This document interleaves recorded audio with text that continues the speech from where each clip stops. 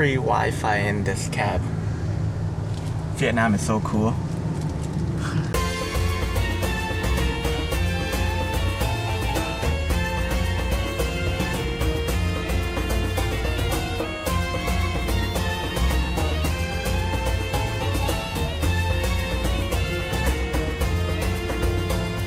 Morning!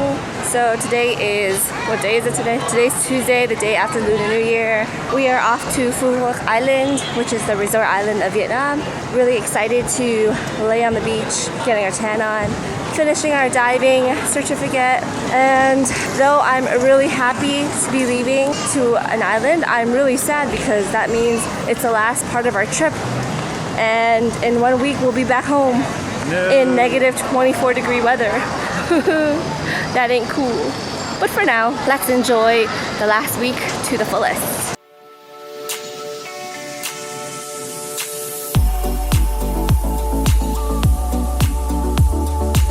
So we have arrived and it was the quickest flight we've ever been on. It was quicker than it takes me to get from home to work. Very sad.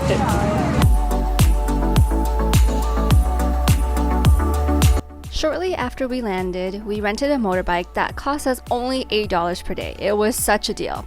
So we decided to go to Vinpearl Land, which is a huge water park that just opened about 2 years ago. It's the biggest attraction on this island. Back in 2007, Vinpearl made their debut in Nha Trang when they took over Hon Chia Island and built luxury hotels and villas as well as an amusement park and golf course. It was like the Hollywood sign. You could see the word Vinpearl from pretty much any part of the Nha Trang beach. And they built a cable car gondola from Nha Trang over to the island. It was the most Western thing to happen to Vietnam at the time. However, today, if you go to Nha Trang, it is completely infested with tourists, hotel chains, villas, and luxury, and Vinpearl is just old news there. Tang and I visited Vinpearl Nha Trang back in 2011 for our first vacation together ever, and we had a blast. It was so fun. So they just recently opened up a water park, zoo, and aquarium on Phu Quoc Island. So as of right now, they are the most developed thing to come here.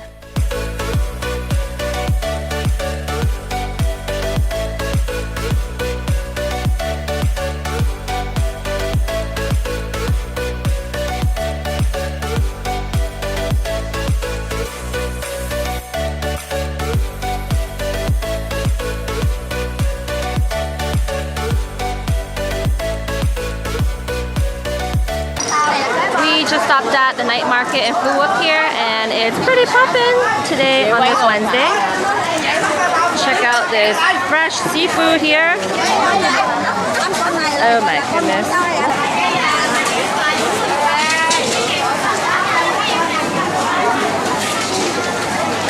Look at all that.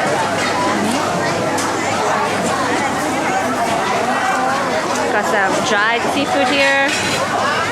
Some seafood paste.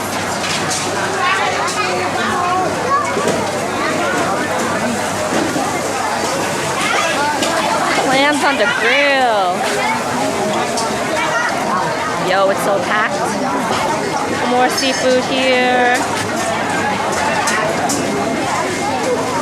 More seafood over here, which you can barely see through these people, but it's there. People eating. Seafood, seafood, seafood. Huge prawns. Seafood on the grill. Fish balls. Prawns. That huge lobster. Damn, seasoned fish. More fish. Look at all this.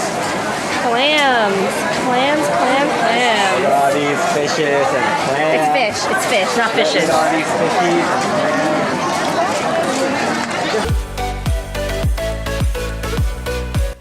So for the next 2 days on the island, we did 4 real-life open water dives out in the ocean to complete our open water diver certification so that we can dive anywhere in the world up to 18 meters deep.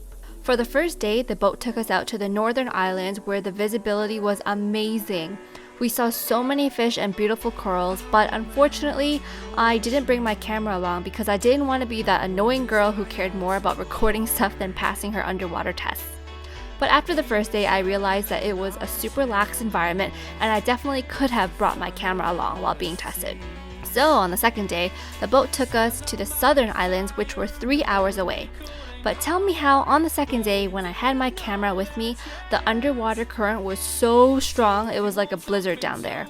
A dead skin, fish scales, coral reef, and sand and fish poo blizzard. We couldn't see anything. This camera actually picked up way more clarity than I could actually see with my own eyes. The current was so strong that I could barely swim. I was kicking with all my might and I would move 1 meter. It was nuts. But 4 dives later and at the end of the second day, Tung and I both passed all our underwater tests and we were officially certified. Yay! Diving is a whole nother experience, and if you've never tried it, I highly recommend it. Nobody knows what it's like to be underwater. It's just a completely different world down there, and most people get hooked after their first time. Unfortunately, it is a pretty expensive hobby, but it's so worth it. So on our last day on Phu Quoc, we rode our bike 25 kilometers south to the southernmost tip of the island where the main fishing and shipping port is. Our goal was to explore Vietnam's best beaches. The only problem is, they're on other islands and you can't get to them yourself. So we wanted a fisherman who would take us out on his speedboat to see some of the islands in the An Toi archipelago. I had 2 islands on my must-see list, Fingernail Island and Gum Gi Island. I wanted to find a fisherman not only to help out the locals, but because if we booked a tour with a tour operator that had a big boat, it would have cost us $165 per person. I don't know about you, but I'm not paying $300 just for us to see some secluded beaches and remote islands. This boat cost us only $75. So if you have 8 people in your group, it's still only $75. Our fisherman also told us that the big boats go much slower than his speedboat and would have taken 2 hours to get to the island that I wanted to go to. This is why I do everything on my own, DIY, and I recommend all you guys to DIY your trips as well. The An Toi archipelago is made up of 15 small isles, and when you find a fisherman, you can choose which of these you want to go to. To my dismay, one of the islands I wanted to see, which was Gum Gi, is off limits. Why? Because some investor bought the entire island and they're building a luxury resort on it. So we went to the other island that I wanted to see, Fingernail Island, which was previously named Suong Island. On the western part of the island is a little hidden cove and it was gorgeous. Sparkling turquoise water, soft white sand that felt like it was gonna melt in your hand, tropical coral reef, no inhabitants, completely secluded beach, and less than 20 other people at the time. It's seriously one of Vietnam's best kept secrets.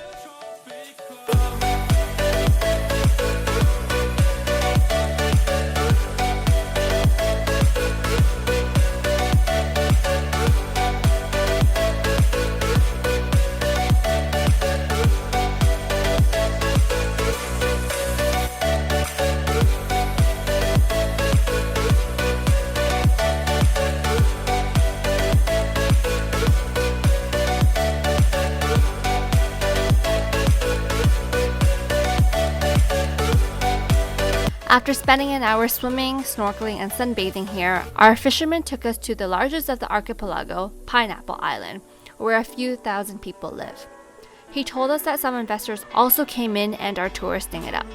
They're building a cable car gondola from the main Phu Quoc Island over to Pineapple Island. Vietnam investors are insane, but they got it right. It's a gold mine. It just sucks that it might spoil the beauty. But hopefully they change things up for the better and make it cleaner because there's a lot of garbage from the ships here. 'Cause I've been laying under palm trees waiting for the summer, knowing there's nowhere to go. 'Cause I